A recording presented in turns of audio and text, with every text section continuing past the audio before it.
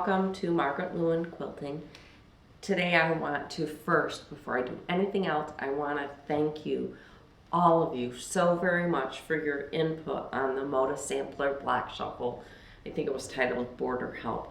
I really was at a point where I needed a whole lot of input. Maybe it was because I was doing two quilts that were the same. I don't know, but for some reason I really needed some help with a border. And I reached out to you guys, and you guys gave me your opinions, and thank you so much. This is what I decided to do on my quilt number 2. These are my quilt blocks. Then I'm going to do a thin, probably 1.5 inch strip of the background fabric, which is this dark brown. Then I'm going to do a zigzag border. Then I will have my wider border. Depending upon how much fabric I have left, I think the border is going to end up being someplace between 4 and 5 inches wide. So it's a substantial border. So this is what I've decided on. And I want to walk through with you today how I chain pieced my zigzag border. I think this is really a cute border. So anyhow, stay tuned and I will show you how I made my zigzags. I've changed the angle of the camera so that hopefully you can see a little bit better while I sew. I know you're going to get the reflection from my light on my sewing machine, and I'm sorry about that, but I'm not quite certain how to get rid of it for you. So if anybody's got an idea, let me know. But what we're working on today is the zigzag border for the Moda Sampler Shock, the Moda Sampler Block Shuffle, and this is my quilt number 2. So here is the first piece, and because I don't know what else to call it, I'm going to call it the zig. And then this is the second piece, which I'm going to call the zag because I don't know what else to call it. I have cut out 70 of each of them, so I have a total of 140, and I've put them in groups of 10 to make it a little bit more manageable. So I'm going to show you how I go about sewing these. I'm actually on my last row of 10. I have the other ones to the left of my sewing machine where you know I stick it.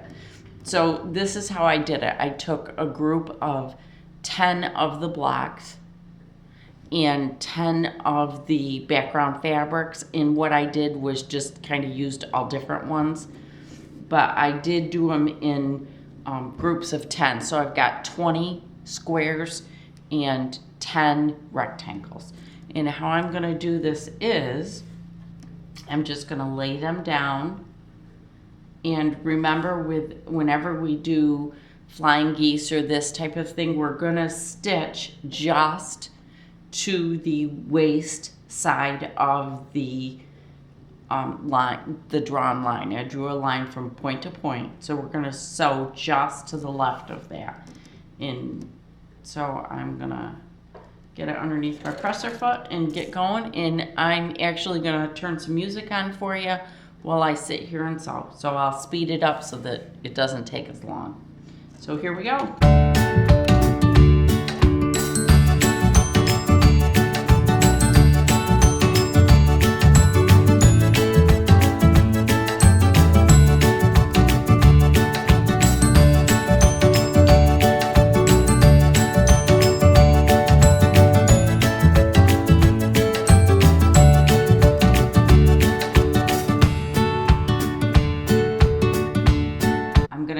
Just insert one of my leaders and enders. If you watched my video on the sewing table, you can see where I store these and what I do with them. So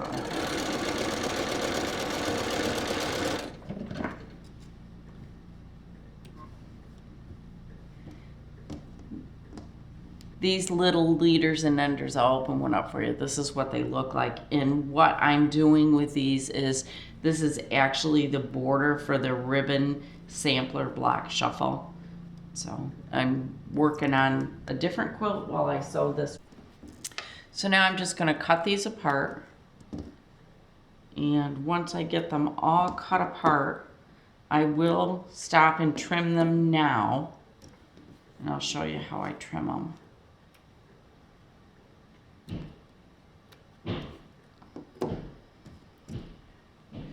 All right, so now I'm just gonna take one, and you see there's my sewn line. Ooh, let's see, there, now you can see it. There's my sewn line, and I'm just gonna trim right next to it, about 1/4 of an inch. You know, I'm not real worried about it being perfect at this stage. This, just as long as I've got at least 1/4, that's really what matters here. And I'm gonna do that to all of mine. Then I will clean up my mess. And once I get my mess cleaned up, I will start sewing the other side.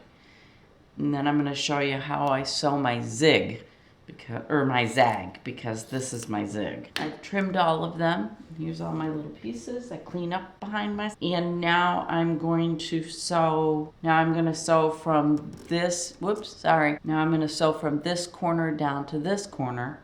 And when I flip that over, see, that's what it looks like. I hope you're in focus. I'm gonna do that for all 10.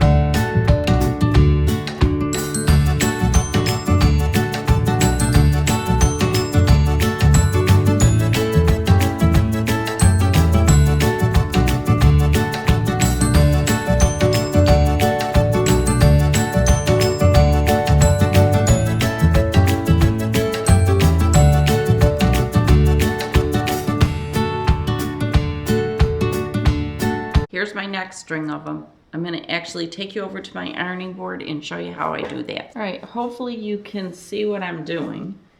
And what I'm going to do is just press, I guess I'm ironing, but I'm going to go right on down.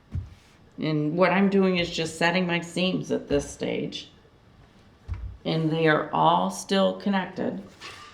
And now I'm going to fold them back and press again. And I leave it there for a second or two, not long, but you can see what's happening is I'm pressing the one, but I'm also catching the ones that I've already done. And every once in a while, you know, I grab one and it twists the wrong way. So I gotta go back and press it again. And no big deal. So I get these all turned over and pressed. And then I cut them apart. So I'm going to grab my scissors. I do love these scissors. These are really nice ones. These are Karen K. Buckley's. And I do like them. I'm just going to snip them all apart like this. Then I'm going to pile them up. Take them back to my sewing machine. Trim them. And then I will be working on my zag. On the first one, on the zig, the one I'm calling zig just because I don't know what else to call it. I started in the upper right hand corner, so if I'm looking at it, it's in the upper right hand corner and I'm sewing down. On the zags, which is this one, I'm going to start sewing in the upper left hand corner and sew down. So I'm going to get all of that first step sewn, and then I'll show you where we're at, and we'll sew the second step, and then I've got to stop and show you how to press it, only because we want to make sure that these two pieces snuggle right up next to one another. So here we go.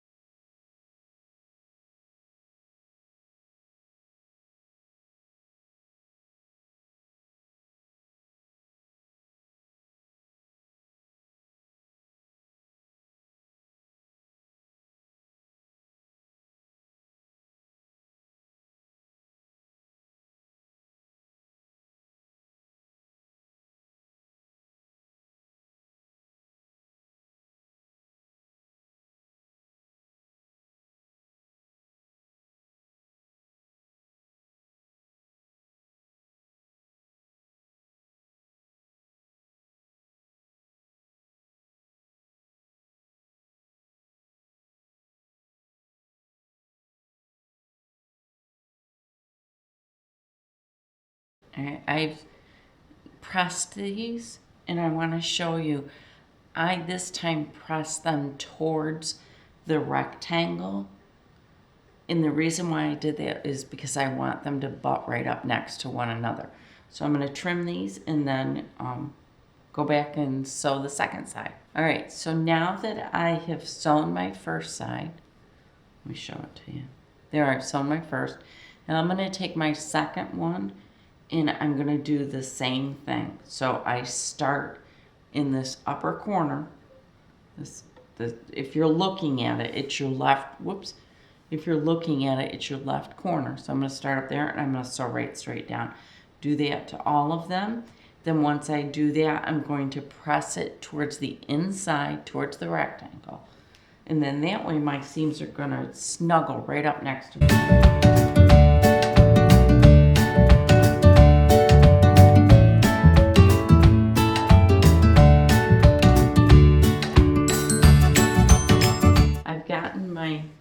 Second side all stitched, and now I'm going to show you how I go about pressing this side.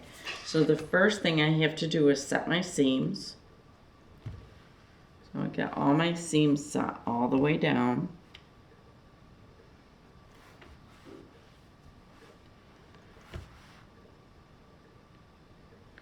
Then after I get my seam set, what I'm going to do is just take it and roll it back.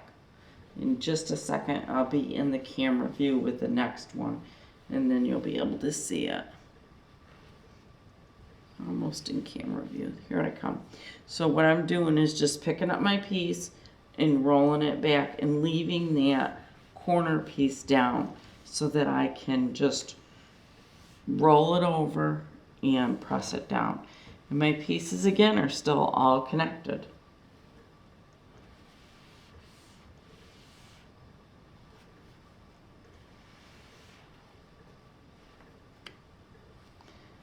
It's pretty simple. You just pick it up and they really just kind of roll right over for you.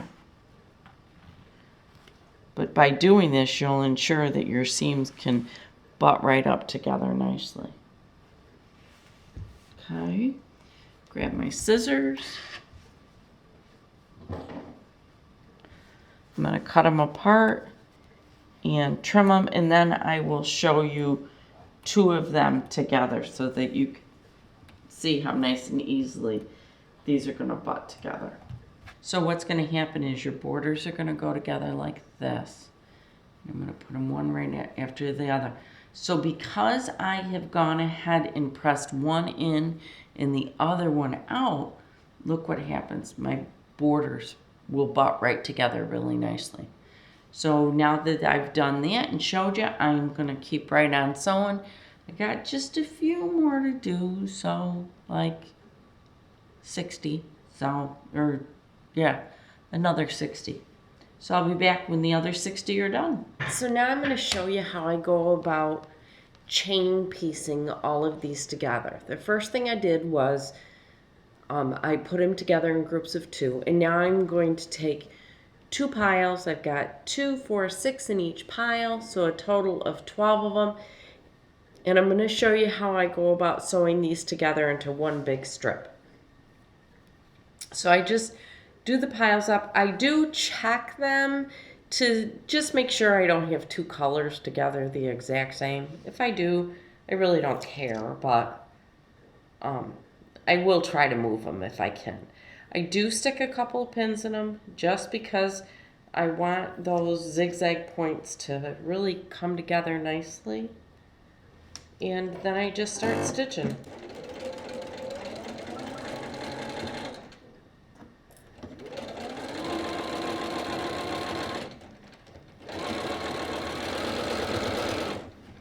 And I'm just going to keep going. I'm going to turn some music on for you and just keep it moving.